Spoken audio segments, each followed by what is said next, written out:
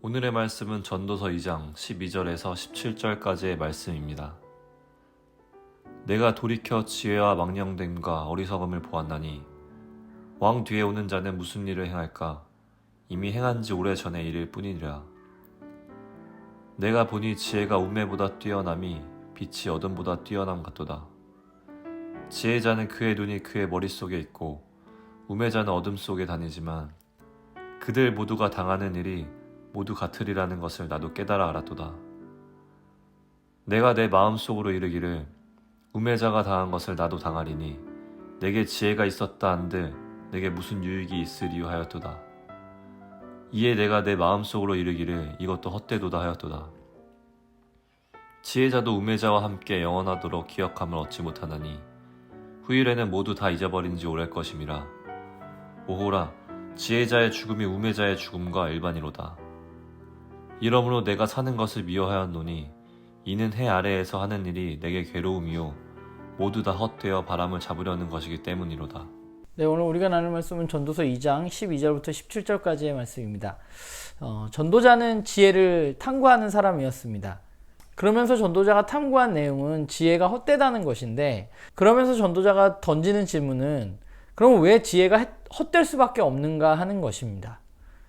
이를 설명하기 위해서 전도자는 오늘 본문에서 지혜로운 것과 우매한 것, 어리석은 것, 이것을 비교해서 이야기하고 있습니다. 지혜는 어떤 어리석음, 망령됨 이런 것들과 비교했을 때 훨씬 더 뛰어난 것은 분명합니다.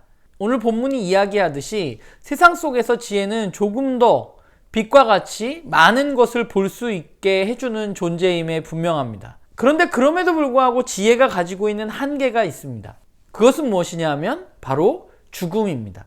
우매하고 미련한 사람만 죽는 것이 아니라 지혜로운 사람들도 죽습니다. 지혜로운 사람의 죽음과 우매한 사람, 어리석은 사람의 죽음과 다른가? 그렇지 않다는 거죠. 죽음은 같다는 것입니다. 그리고 죽음의 굉장히 큰 특징 중에 하나는 무엇인가 하면 잊혀진다는 것이죠. 망각입니다. 죽음은 기억하지 못하게 합니다. 잊혀지게 합니다. 그가 지혜로웠는지, 그가 우매했는지 그것을 오래도록 기억하지 못하도록 하는 것이 바로 죽음입니다. 전도자가 지혜가 헛되다고 이야기하는 이유에는 이것이 분명히 있는 것이죠. 이 죽음이라는 한계가 있기 때문입니다. 우리는 인간이 가지고 있는 한계가 분명히 있다는 것을 인정해야만 합니다. 전도자는 앞의 지혜를 답습하는 정도에서 인간의 지혜는 끝이 난다고 말하고 있습니다. 아무리 지혜를 인간 스스로 깨닫는다 해도 그 지혜는 죽음으로부터 벗어날 수 있는 방법을 우리에게 제공해 주지 못합니다. 어리석고 우매하고 못된 사람만 죽는 것이 아니라 착하고 지혜로운 사람도 죽는 것이죠. 전도자는 이것을 깨닫게 된 것입니다. 그런 의미에서 전도자는 사실 영원한 것을 굉장히 갈망하는 사람입니다.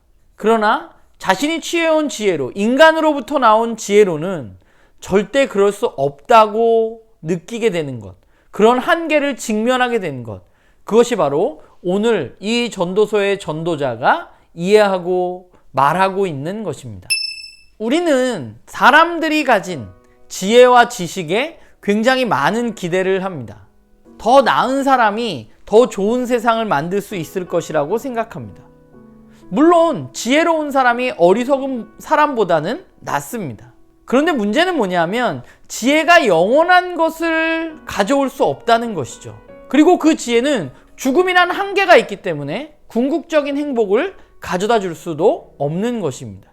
저도 그냥 생각하기로는 지혜로운 사람, 착하게 산 사람들의 삶이 무병장수했으면 좋겠습니다. 더 오래 살았으면 좋겠습니다. 나쁜 짓을 하고 남에게 피해를 입히는 사람들이 벌을 받아서 빨리 죽음에 이르렀으면 좋겠습니다. 이것이 제가 그냥 일반적으로 가지고 있는 생각입니다. 그런데 문제는 우리의 인생사가 그렇지 않다는 것이죠. 악인들이 더 오래 사는 경우도 많고 의인들이 굉장히 안타깝게 목숨을 잃는 경우들도 많이 있습니다. 그런 의미에서 보자면 우리는 사실 이 영원하지 않은 인간으로부터 나오는, 사람으로부터 나오는 지혜를 추구하면서 살아가는 것에는 한계가 있다는 것을 깨달아야만 합니다. 그리고 우리가 해야 할 일은 영원하지 않은 것이 아니라 영원한 것을 추구하면서 살아가야 하는 것이죠. 사실 오늘 전도자가 이야기하는 그 지혜 말고 우리는 진짜 지혜를 알고 있습니다. 그것은 인간으로부터 나온 지혜가 아니라 하늘로부터 온 지혜입니다.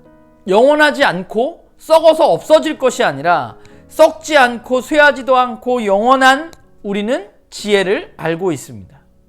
그것은 바로 예수 그리스도이고 예수 그리스도에 의해서 시작된 하나님 나라입니다. 그분은 우리에게 영원한 것을 허락해 주셨습니다. 그분은 우리에게 오늘 전도자가 말했던 그 죽음이라는 한계를 뛰어넘을 수 있도록 해주셨습니다. 그런 면에서 우리는 오늘 본문의 전도자가 여기서 말하는 지혜와는 사실은 차원이 다른 지혜를 갖고 있는 것이죠. 그러면 우리는 그 지혜를 알고 있기 때문에 어떻게 해야 되는가? 우리는 영원하지 않은 것에 투자하고 그것을 바라볼 것이 아니라 영원한 것에 투자하고 그것을 바라보는 것이 우리에게 너무 마땅한 것이죠.